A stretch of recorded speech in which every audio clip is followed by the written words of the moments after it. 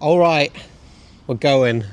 Eva's had a stupid idea that we should go moto camping even though it's only just the end of February. Well, it is really sunny right now. It is sunny. Which is good. I'm not complaining. But it is still cold. It is pretty cold, and the night is expected to be quite cold. There will be nice stars and whatnot tonight, which is good. We are in the last day of February, so you can imagine it's not hot. I had to search to find a campsite that was open, and when I did, the lady answered the phone and sounded very surprised that we were coming camping, and then she assumed that we were going to be in a heated motorhome. I said, no, we're coming in a tent. I don't know why we do these things, but... Well, we've got, actually, for practical reasons as well, we have some new stuff that we need to test out and before we set out for a big adventure very soon. So we want to test these things as many times as possible. We've learned the hard way, haven't we, of making the mistake of just buying stuff and taking it away in the packet, having never used it, only to find out there's a problem or something we didn't anticipate. So practicing with new kit makes a lot of sense. Well, let's go. We're not going very far, but hopefully we'll have fun. Well, you can't believe it. You get outside and blue skies this time of year, it feels good to be out on the bike. You've got to take advantage of days like this. So I think Eva's taught me into doing something good this time. It's easy to say now, we might be freezing our tits off later, we'll find out. We're not heading far though, we're only going about 20 miles off towards a little place in Newton Abbot. Not sure what's there or what to expect, but we'll see when we get there. A little mini adventure. Being today on my bike, it just makes me question all of my choices because I am getting rid of my bike. And is this the right choice? I don't know. I really like my bike and I really like riding it. So I'm definitely going to miss it, that's for sure. It's a horrible thought when you think about selling your pride and joy, but there's always reasons behind it, and I can promise you I've had a lot of bikes over the years and I've enjoyed every one of them, and I probably told myself every time I bought one bike that this is going to be the last bike for me, this is the one I want. And it's always hard to part with them, but when you get your new one and you get all excited about that one and for the reasons that you bought it, yeah, you'll be thankful you did it, I reckon. I certainly hope so anyway, provided we made the right choice. But the thing about motorbikes is you can always buy it again. It's not like it's a one-off. If you miss the Africa Twin in 5 years, you can buy another one. I reckon we have to make an effort and do at least one more trip before we sell the bikes. Short one, somewhere in the UK, preferably with no rain. They always say the worst thing you can do when you're selling a bike is to go for one last ride. You know that, don't you? You'll end up keeping it. I've never been down here. I feel like I have been here before on one of my solo wanders around Devon, but I don't know where the campsite is. Amazing. I've lived in Devon all my life and I still discover little villages and places I've not been yet. It's absolutely beautiful. There's no place like UK. Every part is just so unique. I absolutely love it. Look at these nice cottages here on the left. Pretty good. Well, keep an eye out. We are looking for something called 12 Oak Holiday Cottages, I think, something like that. Here we go, this looks promising.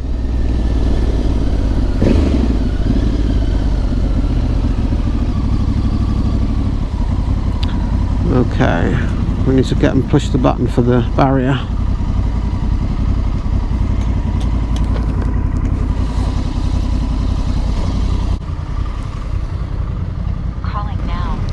Looks like it's a working farm.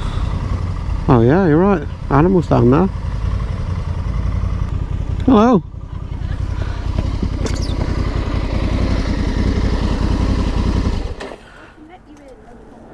Are you okay?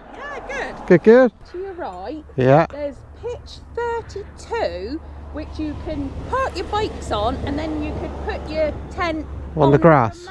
Perfect. Just have a look, see if that's suitable. If not, you can always have a wander around and then give me a shout and say, oh, actually, can we go here? Yeah, no problem. Like I say, as long as you're not driving all over the grass, that's fine. Yeah, don't worry. Yeah. But that's the only trouble. Thanks very much.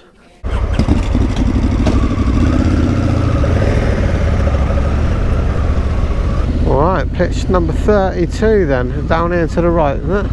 Yeah, it must be. Well, hopefully 32 will be the charm.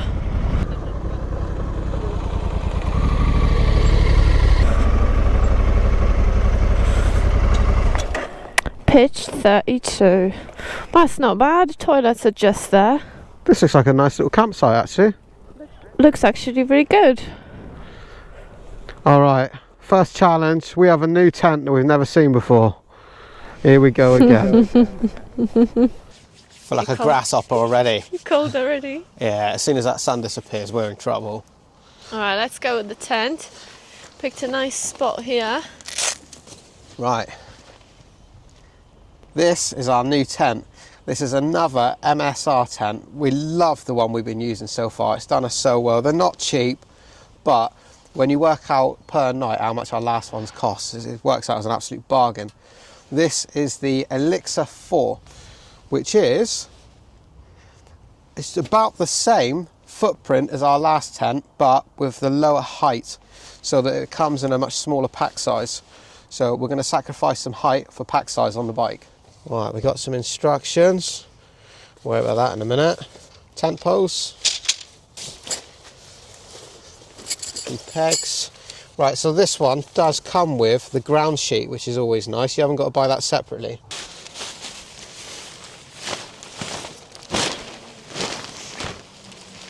I forgot to pack the tripod today, so I'm the tripod, Rich is doing the tent. But this tent, same concept as on our other MSR. You pitch up the ground sheet and then the shell of the tent, which is made of mesh, and then you have a top layer on that, which we'll show you now. It's fairly easy. You can really do it all by yourself. Oh, I like how you say that in confidence. I've never done this before, never seen it before in my life. You'll be all right. But it is another freestanding tent, which is really important, because we found out when we were touring in the likes of Spain and Portugal, when you come across hard ground, where grass is quite rare when you get down south, then you need a freestanding tent. Right, so we should have 3 poles here, and they should be colour coded so that we can see where they go in the tent. That's how the other one is anyway. Which this probably makes it even easier to put it up all by yourself. Rich is testing that theory now. I love how you say that, yeah. How does that work then?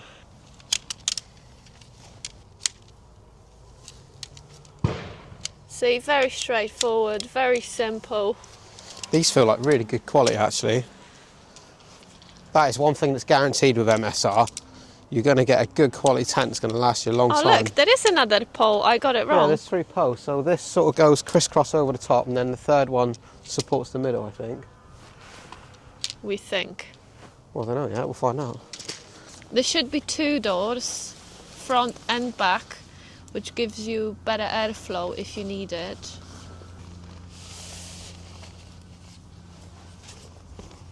As you can see, the sloops here are color coded, so we've got 2 silver and 2 red, which corresponds with the poles. We've got 2 silver ends and 2 red ones, so we just need to find the right one. I love how you're talking like you sound like you know what you're doing. Well, I know what I'm doing. I've seen it on YouTube. Oh, right. I should have watched that earlier. It's supposed to like crisscross or something on the middle. Which way? Let's have a look at the instructions. Oh yeah, I see. So it should go in the same direction as the door. Alright, let's clip them up then. Wait, this one came off. Yes.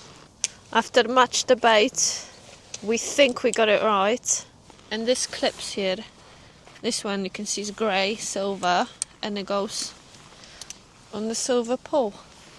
And we've got the last pole going on top of the tent. I'll hold that one. Yeah, that's a 2-man job, that is. Oh, it feels very tight. Everything feels really tight. I'm thinking it's maybe because the tent is brand new. Yeah, we're just scared to break it, but look at that. That's taking shape, isn't it? That's alright. That's actually not too bad. It's quite good, isn't it? Well, let's just chuck it on and see what we got.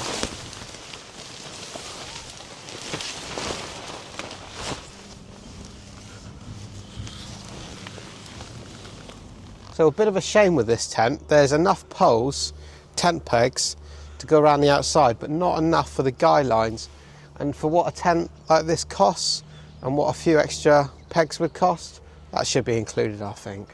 Not the end of the world, we don't need it tonight, but Yeah, it's a bit cheap, isn't it? Come on. The tent shape is a bit funky. I'm But not sure we've done obviously- that right. I have to see what it looks like on the inside. Yeah, let's have a look inside. Oh, a bit of a hands and knees job, this one. So this is exactly the same as the last one we were using. It just doesn't have the height. And as Eva said earlier, what we really like about this is there's a door each side. We found in the previous tent that when it gets hot, you can only open one door. But now we can open a door each side and let the air through the whole tent. It looks spacious inside. All right, Rich, on your hands and knees. Yes.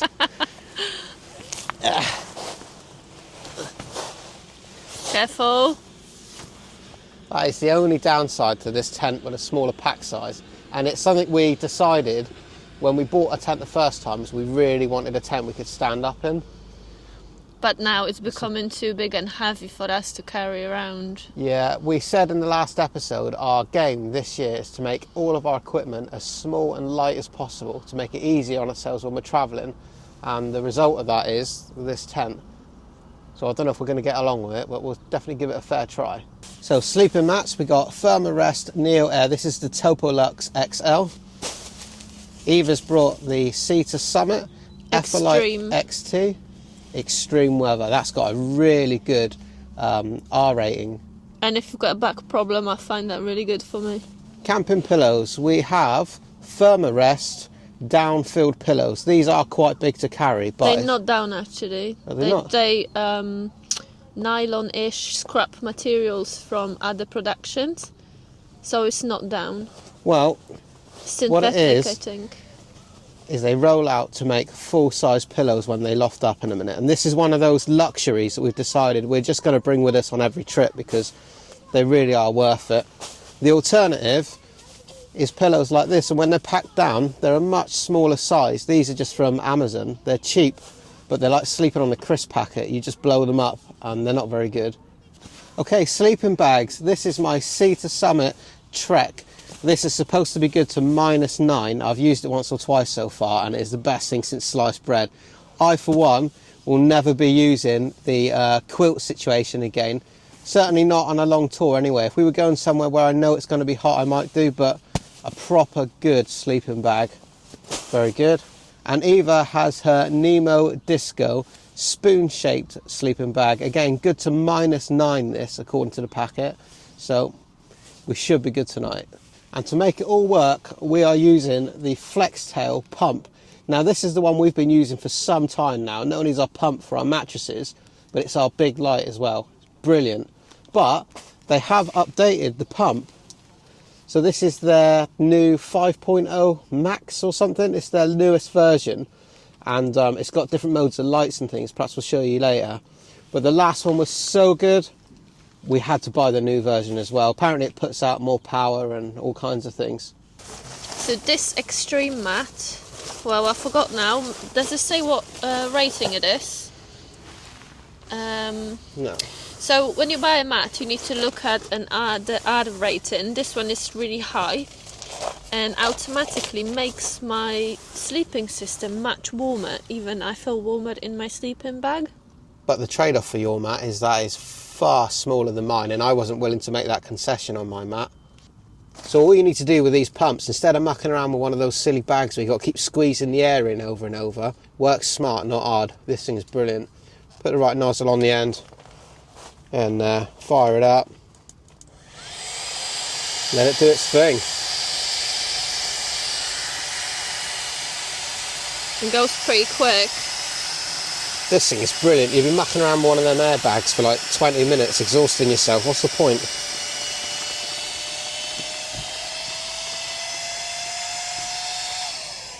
There you go, job done.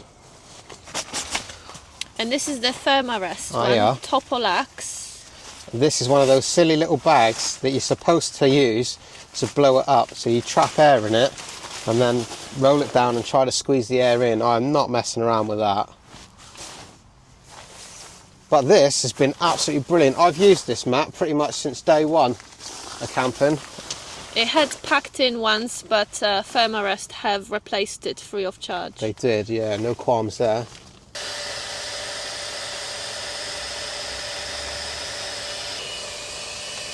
Look at the size of this mat. It's completely unnecessary. That's my king-size camping bed. Well, let's put the 2 mats, mine and yours, right next. Put yours on top mine of it. on top.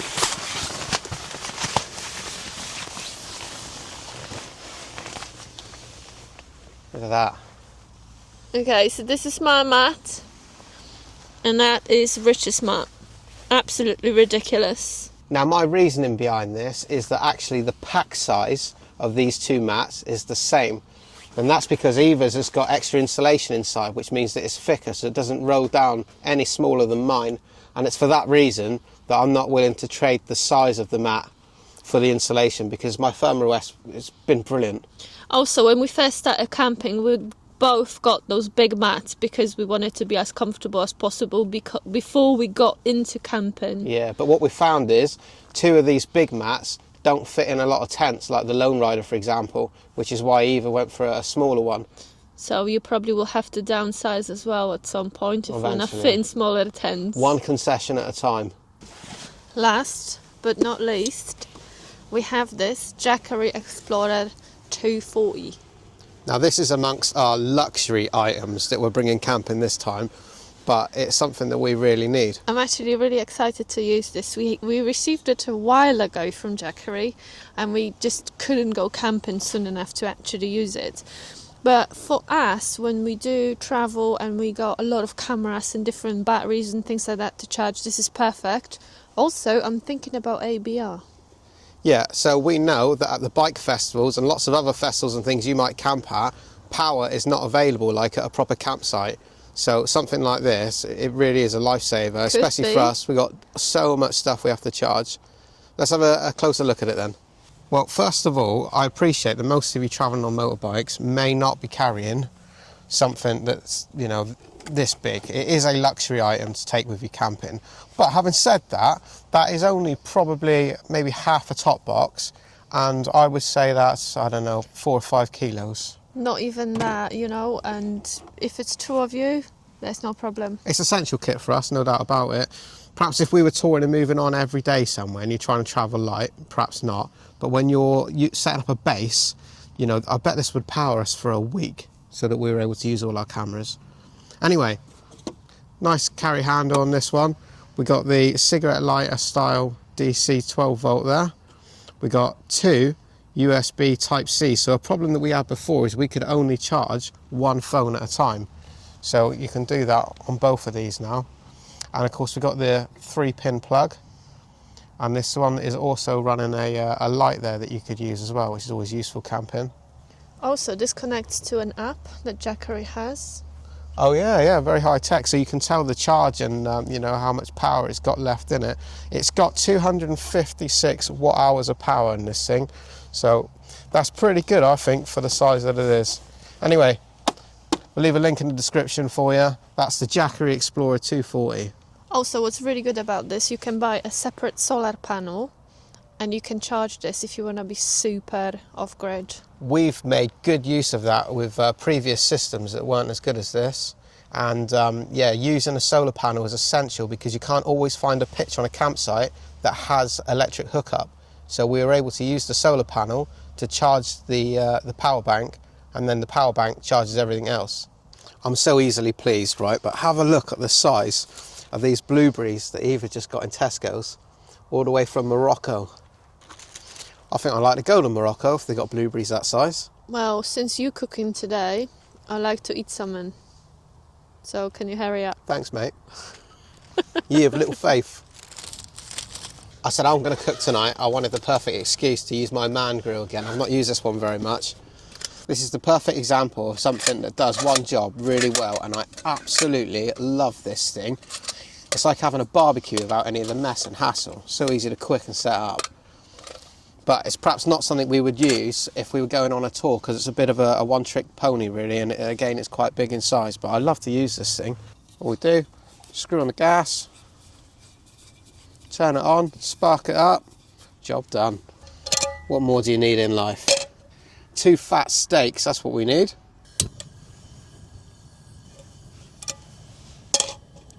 Nice. Right, naturally on tonight's menu, Tesco's finest 30-day matured ribeye steaks. First, we need to get these seasoned.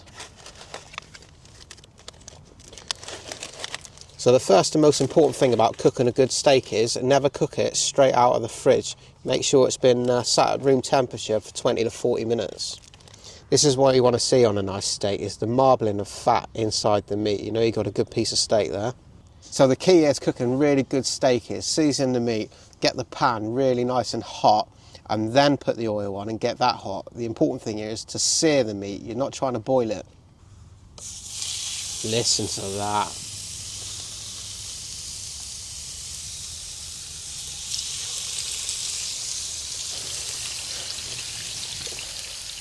So no longer than a minute each side. And depending on how you like your steak, obviously dictates how long you keep it cooking. But about 6 minutes each side for me, I like it nice and medium well. Right, next step, not the healthiest option, but if you're having steak, you've got to do it properly. So a nice big slab of butter, and as that melts, we can baste the meat with it. So we've got our herbs here, we've got some garlic.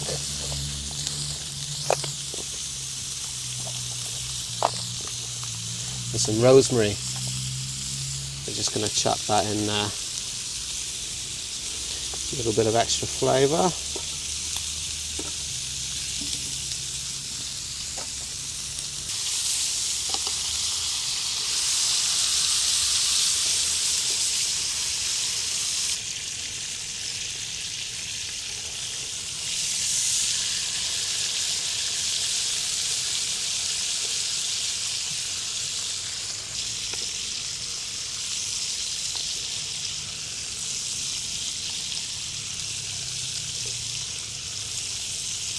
How do you want yours cooked, Eva?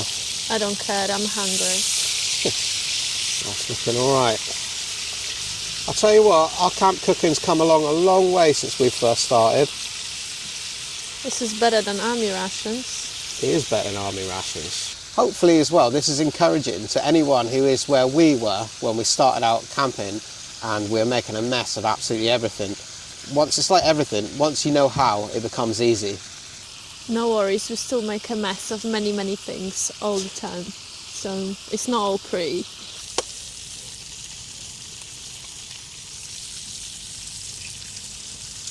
A couple of lovely eggs to go along. Cooked in the butter. Oh, I made a mess of it. That served me right for saying how well everything was going, wasn't it? How easy it all is.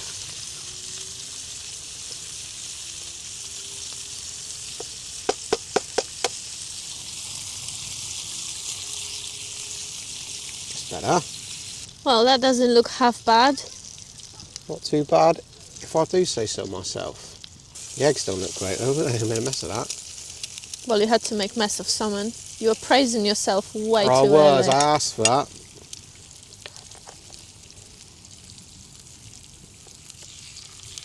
It's fine, I don't mind messy eggs. Clearly, I'm the person for eggs here. You are. Can I have some of the garlic, please?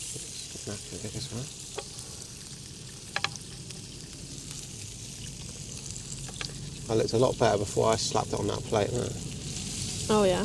And then for balance, Eva says we've got to have salad with it. To be honest, I thought you were going to fail. You have little faith. That's a man grill, that is. Can't go wrong with that. Less glamorous part now, the clean-up has begun. Yeah. But I don't mind because I went into the wash-up area here earlier on and it's really nice, and more importantly, it is hot in there. I really want to check this out. It is getting proper cold. Now the sun's gone down, it is a different feeling altogether. I can see there will be a really nice sunset tonight. I'll tell you what it is tonight. It's some fancy alignment of planets or something. Yeah, it is. We need to film that. I'll tell you about that in a minute and I sound like I know what I'm on about. Look at this. Loo of the year every year. I have to go check that out now. How good's the toilet got to be Loo of the year? I've just been to the toilet and it's the best toilet I've ever been to. No, it's not. Yes, it is. What makes it the best toilet? It's so hot, I want to sleep there. There's music blasting in the kitchen and in the showers and everywhere, so I can't really use that. But it is actually by far the best toilet shower I've been to because it's so warm. But normally when you go camping, especially in the winter, it is that uninviting coldness. And here, that's not going to be a problem. So that's amazing. Tent doesn't look too bad at all. Time for tea in bed.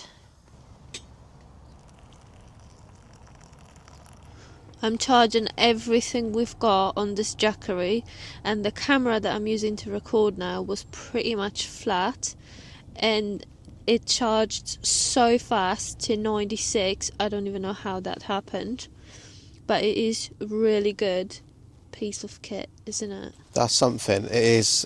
You've always got to make a bit of a sacrifice to take something with you that's that bulky, but it's well worth the space it takes up. It certainly is to us. Got a light as well, and the light goes to flashing if you were in trouble, I guess. How are you feeling, Rich? That fancy thing doesn't run a heater, does it? I bet it would. Oh, heated blankets. Probably, that would Electric do, yeah. blanket, that's what we need running off that thing. That would be awesome. It has gotten very cold now. We look to the skies. Apparently you should be able to see alignment of planets today. Happens every 100 years or something, but we can't see a single one. So We were praising the Flextail light a little moment ago when we were setting up the tent, and at night it transforms into our light, which is really good. So this new improved model they have, it's got that hook included, which was a little bit of a, it was really missing on the old one. So this one got 3 modes. So we always use oh, hello. just double press it. Just Got it. The first setting on that is plenty strong enough for a tent. It's all you need. This is the lowest setting, and your battery will be alive on it for the longest. And whenever we go to sleep, always put it on charge. So sorted, especially with the Jackery. First impressions in the new Elixir MSR 4 tent. It's very spacious inside. However, we do have a lot of stuff, and so do you, because if you travel on a motorbike, your jacket is huge, your trousers, your boots, and your helmet everything. and all the rest of it. Yeah. At the moment, we've got a lot of stuff on the bike, locked away in the panniers and in the top boxes. But if you're traveling with normal ADV bags, you want to take everything inside your tent, including the inner ADV bags, because we saw a lot of people actually having those bags stolen at night when they're asleep. So you want to protect yourself and keep everything inside the tent. Therefore, we always recommend getting the tent. If it's 2 of you, get a 3 minimum. Well, this is the 4-man. 4-man tent. We actually sat inside the Elixir 3, which is a smaller footprint of this, but the same height, and we decided right away that it's not big enough for us and our kit. But we probably do carry a little bit more kit than other people. We need room to charge our gadgets and cameras and laptops and things, but yeah, always get one bigger. But we are definitely making a trade-off here with the pack size of the tent and losing out on the height of this one, because getting in and out of these doors is a bit of a it is a bit of a nuisance. challenge. However, if you're traveling somewhere nice and hot, I don't think we will mind so much crawling in and out of the tent. I think time's going to tell with this one. We need to use it for a little while, and we'll decide whether it's actually worth the sacrifice. But well, it's got some pockets. I mean, I've seen tents with more pockets, but this can do. It's okay. We just need to use it a few times and see if we actually like it enough. now, I noticed, having used the Lone Rider ADV tent, which is a fantastic tent. If you're on your own, that's a 2-man tent, so it's good enough for one person and your kit. It's a really good tent. But what I like about it is where the door is, and you unzip it, the bit that on the fly on the outside opens up sort of square on, so you can remove that completely and get straight out the door. Whereas this one, the fly opens at like a triangular angle, which means it's a lot harder to get out. It's just not very convenient, so we wish that Lone Rider did a bigger version of the 2-man tent. Yeah, the tents they ADV do. tent. If they doubled the size in that, so it was a It'd be bigger perfect. footprint, that would just be the perfect tent. But again, whether they can keep the pack size down, I don't know. That always Who seems to be knows? the trade-off, you know, the pack size versus the Yeah. size. But there we go. Well, this is definitely half the size to the other blue tent we have, so it's not bad. And we'll see in the morning, see how we survive the night. This might not have been the best idea. It was great earlier when we had the sun going and we were cooking steaks outside. But now it's only about 9 o'clock and the phone says it's going to go to 0 degrees. It's 3 degrees now and it is bloody freezing. Even in your super duper -19 sleeping bag. In fairness, my body is warm, but you want to, like, you know, have your hands out the sleeping bag and watching the phone and stuff, and I'm replying to comments and things, but my hands are so cold we just can't do it. I am really, really cold. I'm wrapped up. I only just opened it a little bit to speak to the camera because otherwise you can't really see me. But it's really cold. I don't know why. I think that the sleeping bag that Rich got is much better than my Nemo Disco. We're gonna try to survive the night. And I bet we're not gonna be first thing 6 o'clock gone from here. It's 9 o'clock at the moment. It's going to be a long night. Long night. Good morning. Morning. That was a very long and cold night. It was freezing last night. Yeah, I went to the toilet around like 1 a.m. again, and the whole tent was frozen. Yeah, the pannier bags and everything's all frozen, had ice over it on the bikes. Yeah. Sadly, we woke up this morning and we were being dripped upon. Our Yes. sleeping bags were wet and the floor's wet. And we're not sure. This might be... I don't want to give up on the MSR tent too early. No. I think it's a user error. We forgot to open the vents because it was so cold. But as you well. say that, the reason that the vents were not open is because there wasn't enough tent stake things to pull all the guidelines out that attached on the vent. You could still open it anyway without the guide, but we just didn't do that. Maybe, yeah, we'll see. It's too early to be complaining yet. But yeah, that's the But- first time we've had that in an MSR. It was cold, it was endless, even though I feel like I didn't sleep all night. We were in the tent waiting till the sun hits it. So it's what now, 10 o'clock now? Can't be. Yeah, it's 20 to 10. You know. Just been lying shivering in our bags waiting for it to warm up before we're willing to get out and do anything. And anyway, because the tent froze, it's all covered in water and now it's all defrosting out, so we can't put it away while it's wet anyway. So even if we were up and ready at 6 a.m, we probably wouldn't be the wisest to packing up the tent then. Just remember, this is all your brilliant idea, you're camping. And now you know it's not worth it. Well done, a fair assessment. This will be much better when we're somewhere like, I don't know, south of Spain or Portugal. Somewhere or something. hot, Yeah. anywhere but hot. Yeah, this is all wet on the inside of the tent, which is a bit of a shame, really. We've not had that before in the old MSR, the blue one. Is it possible that you did so much research the first time we bought a tent, and we bought the big Habitude 4 tent, which is big, admittedly, but it's been absolutely perfect so far. And every time we try another tent, we compare back to that one, don't we? Yeah, but I think honestly it's just because it was frozen last night. Yeah, we need to give it another go, to be fair.